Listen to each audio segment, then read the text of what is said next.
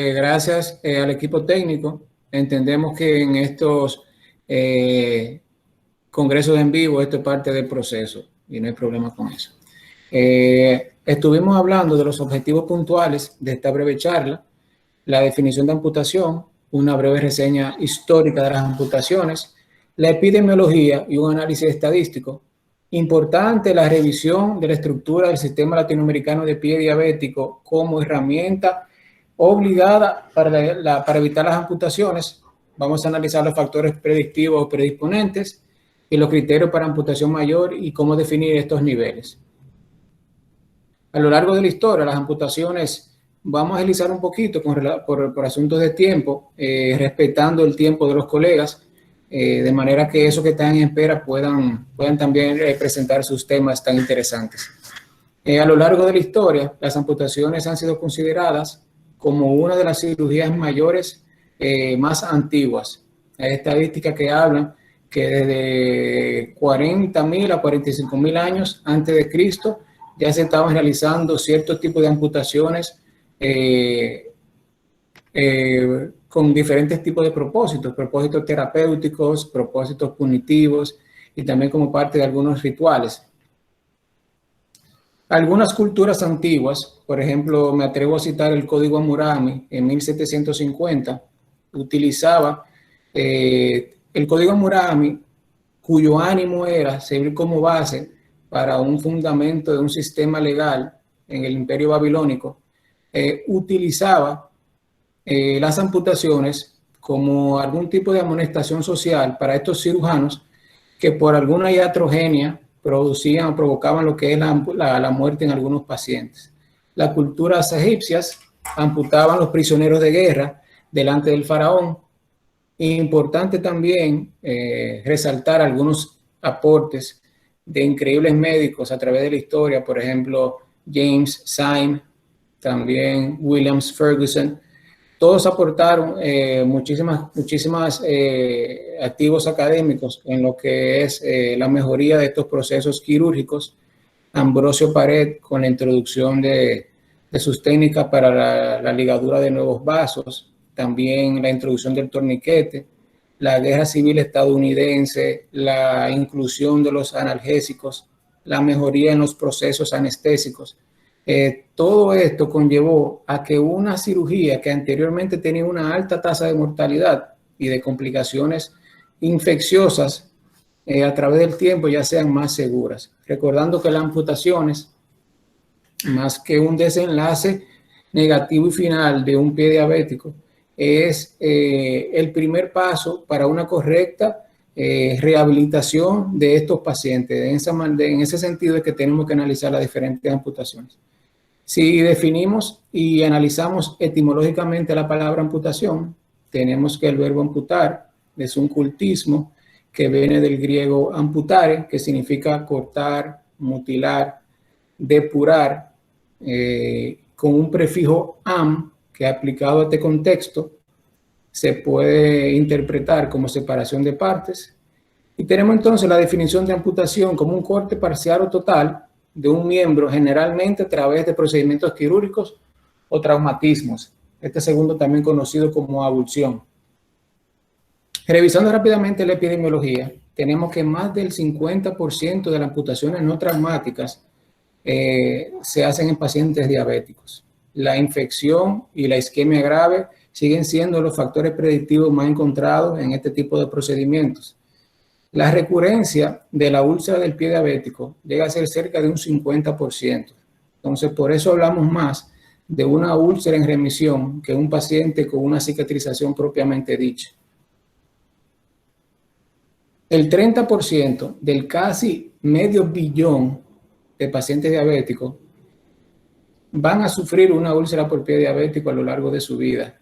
Cerca del 50% de estas se van a infectar y un 17% van a sufrir lo que es una amputación menor o mayor. Quise traer esta obra famosa, todas la conocemos, la hemos visto. Es conocida como El grito de Munch. Munch era un artista noruego. Él quiso simbolizar un hombre moderno con una profunda angustia y son todas emociones que el paciente diabético presenta en el momento de una inminente amputación. Por eso es tan importante dentro del equipo involucrar a ese personal de salud mental, tanto en la evaluación prequirúrgica como en el seguimiento postquirúrgico. Está demostrado científicamente que el paciente amputado hace un duelo propiamente dicho, muy parecido a la pérdida de un familiar cercano. En este estudio, los investigadores, a través de un instrumento de recolección de datos, cuestionaron cerca de 500 pacientes diabéticos con úlcera de pie diabético y sin úlcera de pie diabético y determinaron que una amputación mayor es más temida por estos pacientes que la misma muerte. Entonces son datos interesantes que quisimos presentarles a ustedes. El mayor factor de riesgo para una úlcera de pie diabético es el antecedente mórbido de haber presentado una úlcera de pie diabético. Por eso se hace tan importante ese seguimiento ortopodológico, esas citas preventivas en este tipo de pacientes que todos manejamos. Hoy en día, más que un marcador, más que la pérdida parcial o total de una extremidad, tenemos que las amputaciones son un marcador de mortalidad, ya que más del 50% de los pacientes con amputaciones mayores tienen una expectativa de vida menor a este 50%. O sea, después de una amputación mayor, más de la mitad de estos pacientes ya han fallecido antes de los 5 años. Una estadística alarmante, más cuando analizamos el incremento de esta pandemia de la diabetes. Analizando el costo sanitario que tiene el manejo de la diabetes y sus complicaciones, tenemos que en Estados Unidos en el 2017 cerca de 237 billones de dólares fueron destinados para el tratamiento de estos pacientes. Cerca de un 30%, un 70 billones casi de dólares fueron destinados a lo que es el manejo de la úlcera del pie diabético y sus complicaciones.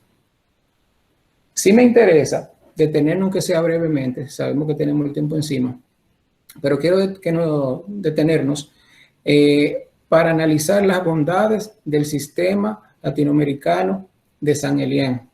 Tenemos que es una herramienta con una validación interna y externa, validada como una herramienta diagnóstica, pronóstica, terapéutica y de seguimiento en estos pacientes de pie diabético.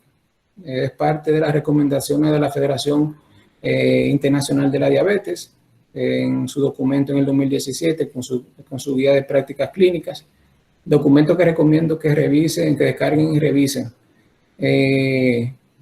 Aquí les presento una foto de San Julián o San Elian de Mesa, quien fue un médico sirio martirizado por su padre cuando éste no quiso abandonar su práctica religiosa del cristianismo a favor de sus pacientes.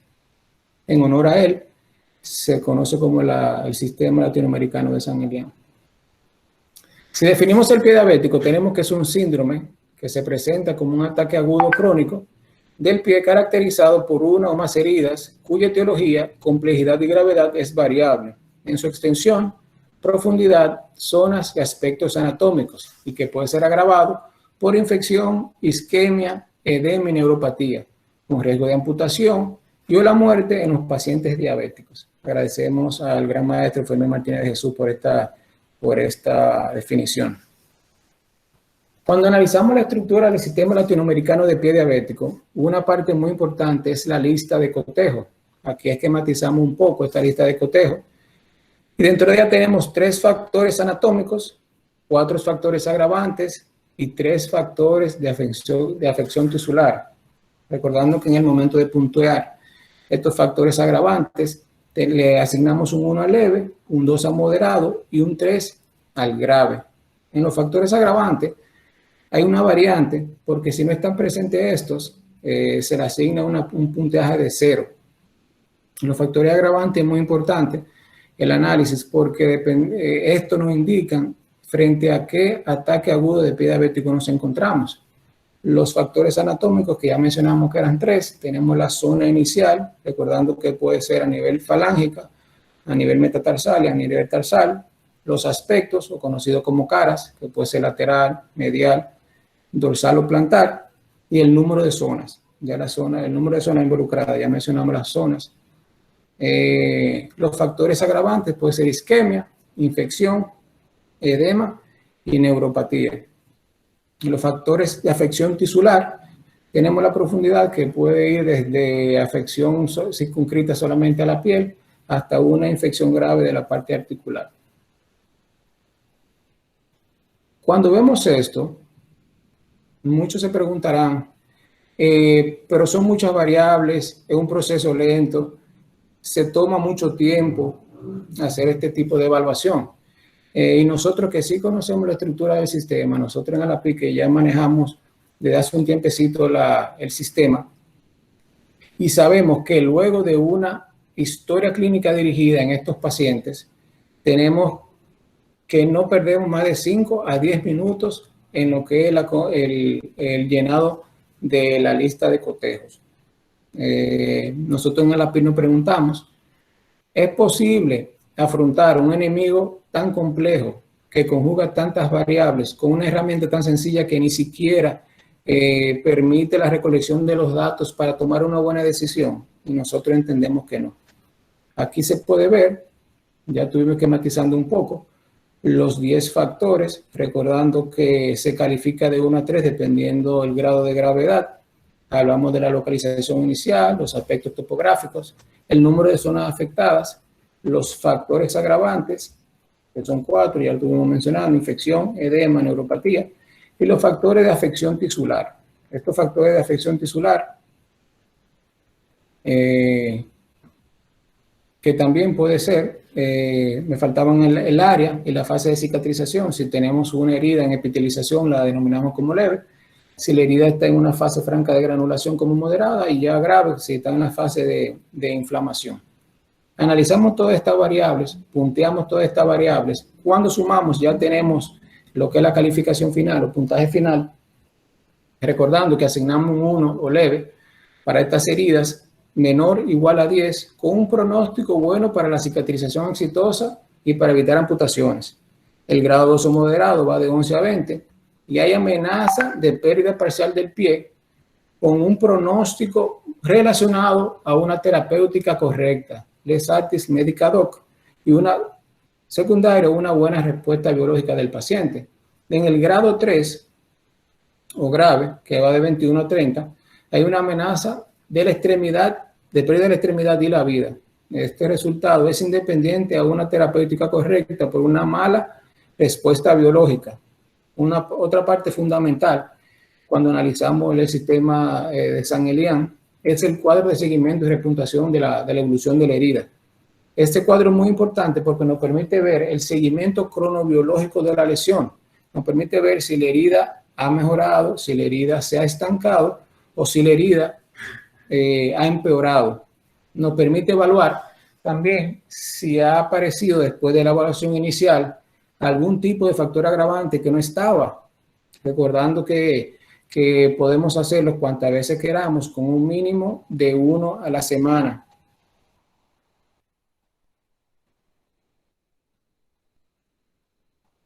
Y aquí tenemos también el sistema latinoamericano de San Elian para el triaje. Por esto este sistema es tan robusto, es tan completo. Esta genialidad del sistema también nos ayuda a hacer un triaje dependiendo de frente a qué tipo de ataque agudo de pie diabético estamos, y nos permite establecer orden de prioridad, establecer un correcto flujograma de estos pacientes para ver cómo manejamos todo esto. Entonces, resumiendo, tenemos que el sistema latinoamericano de San Elian es una herramienta obligada para el manejo del pie diabético, validada de parte de la recomendación de la Federación Internacional de la Diabetes, tiene una validación externa. Investigadores en China hicieron una comparación con este sistema y la escala de Wagner, y definitivamente dentro de los hallazgos se encontraron que el sistema latinoamericano de San Elian tiene un valor predictivo muy superior a lo que es la escala de Wagner. Primero hacemos una diferenciación de la gravedad de la herida inicial y subsecuente. Esto lo hacemos con la lista de cotejo y con el cuadro de repuntuación. Una vez identificado todo esto, hacemos un tratamiento de los factores agravantes y tenemos que involucrar a infectólogos, angiólogos, cirujanos vasculares, para el manejo de esto debemos hacerlo. Una vez controlando estos factores agravantes, aceleramos la fase de la cicatrización, empleando también otras terapias coadyuvantes inteligentes para agilizar este proceso de cicatrización. Debemos conseguir una homeostasis corporal y analizar las otras complicaciones crónicas de la diabetes. Si no están estabilizadas, hacerlo. Una vez conseguido lo que es la remisión de la úlcera por pie diabético, debemos hacer una rehabilitación podiátrica y también una evaluación ortopodológica.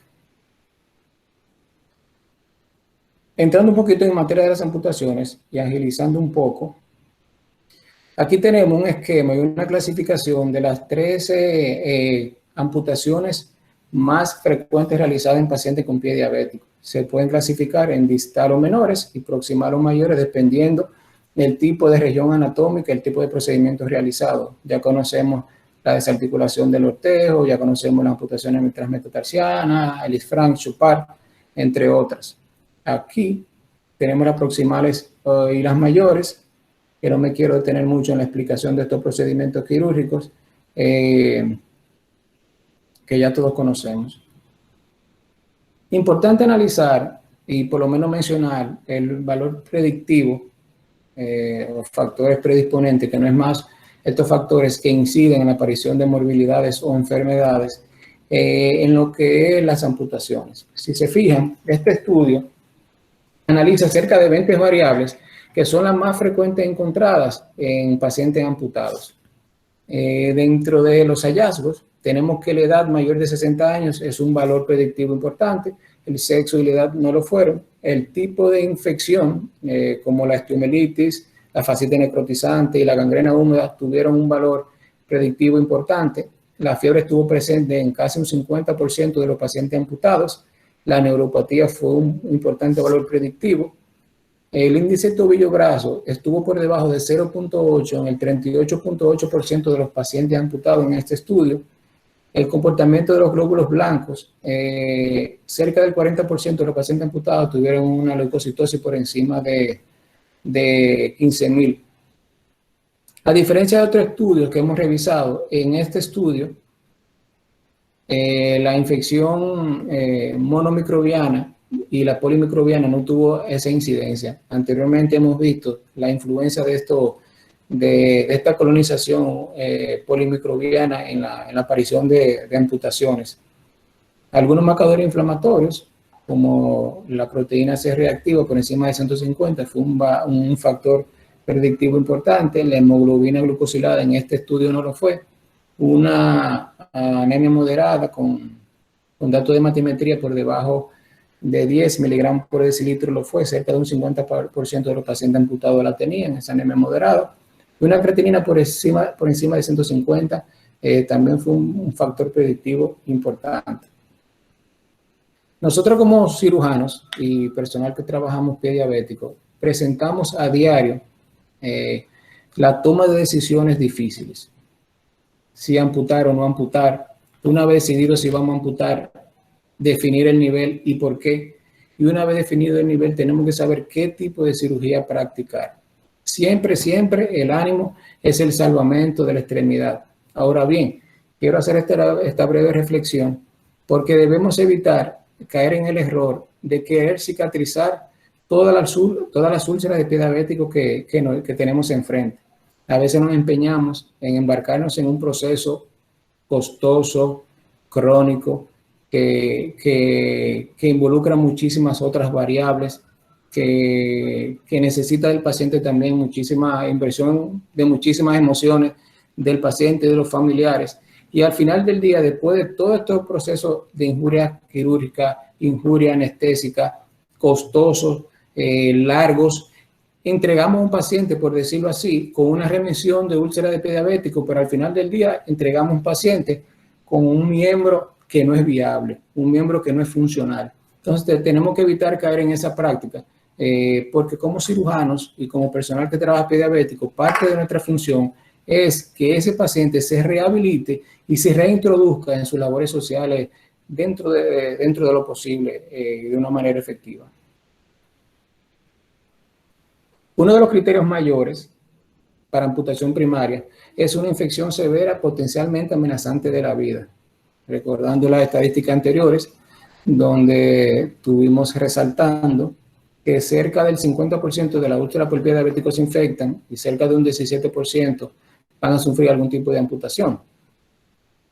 Hay muchísima literatura que quiere gradar y calificar los niveles de infección en pie diabético. No nos vamos a detener mucho ahí. Aquí quise traerle un resumen que nos ayuda a nosotros a saber qué tipo de abordaje damos dependiendo de la condición del paciente. Aquí tenemos una indicación de un abordaje conservador y aquí tenemos pacientes que necesariamente tenemos que hacer algún tipo de procedimiento mayor y una amputación primaria. Me explico, por ejemplo, un paciente que tiene un pie diabético, una úlcera de pie diabético infectada, pero tiene un buen riego sanguíneo, una buena oxigenación, no tiene una arteriopatía obstructiva periférica crónica, ninguna enfermedad arterial periférica, es un paciente que podemos debridar, hacer amputaciones menores y seguir trabajando. Paciente con gangrena de los sortejos, pero con una enfermedad arterial de pequeños vasos, no así de grandes vasos, podemos darle la cortesía de una amputación menor y seguir y debridamientos menores. Paciente con pie diabético neuropático, sin enfermedad arterial periférica y paciente con osteomielitis y sin enfermedad arterial periférica son todos criterios para nosotros hacer amputaciones menores, amputaciones distales y con un equipo multidisciplinario seguir trabajando todo el caso. ¿Cuáles son algunas indicaciones para amputaciones primarias? Ya tenemos un paciente con un ataque agudo mixto de pie diabético, un paciente con una isquemia grave, con una infección severa, ya un paciente que lamentablemente tenemos que hacer una amputación mayor. Pacientes con una infección amenazante de la vida, una sepsis grave, recordando los criterios de sepsis, donde hay alteraciones de la frecuencia respiratoria, la frecuencia cardíaca, la presión en sangre de oxígeno, alteraciones de la temperatura, que ya todos ustedes conocen. Una necrosis muscular extensa es otro criterio para una amputación primaria temprana. Pacientes que han tenido procesos de revascularización que no funcionan. Importante recordar el síndrome de reperfusión. Son estos pacientes que tienen un procedimiento de revascularización fallido, donde muchísimos metabolitos tóxicos pasan al torrente sanguíneo y pueden causar muchísimo daño renal, muchísimo daño pulmonar, aumenta muchísimo lo que es el pronóstico para el miembro y la incidencia de amputaciones y hasta la muerte. Ya hablamos un poquito de los pacientes que están encamados, que no tienen mucho criterio de salvamento, son muy claros y muy específicos, y pacientes con un miembro funcional.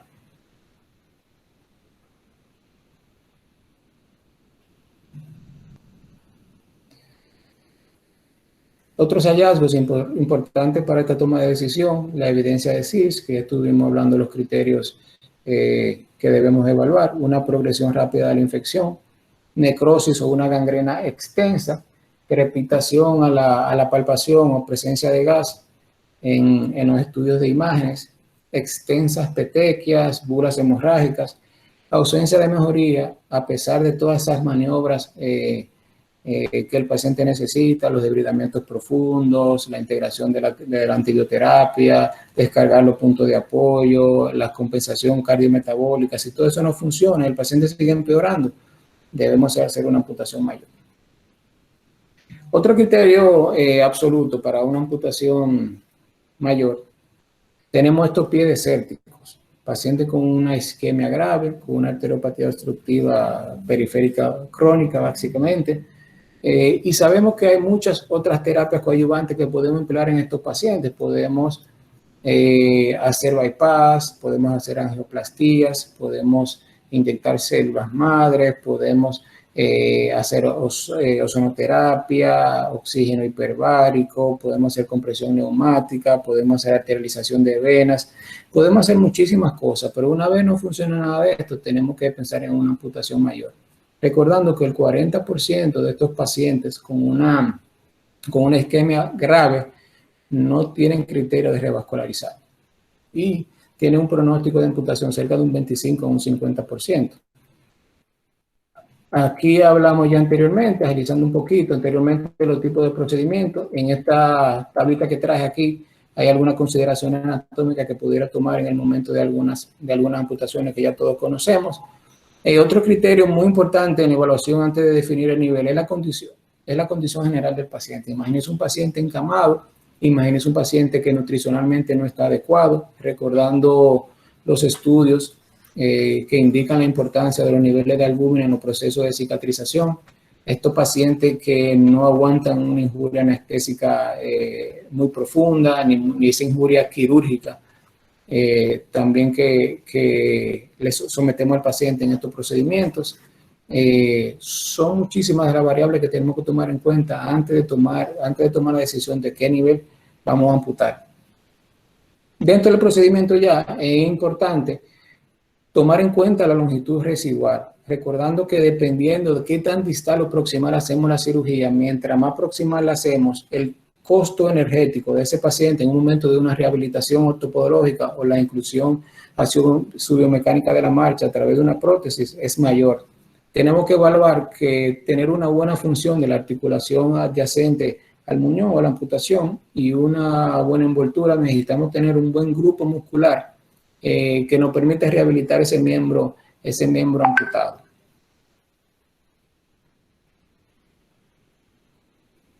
Le pido disculpas por el tiempo. Yo sé que aceleré un poco luego de la conferencia, pero tomando en cuenta el tiempo tan importante de los colegas, lo hicimos de esa manera.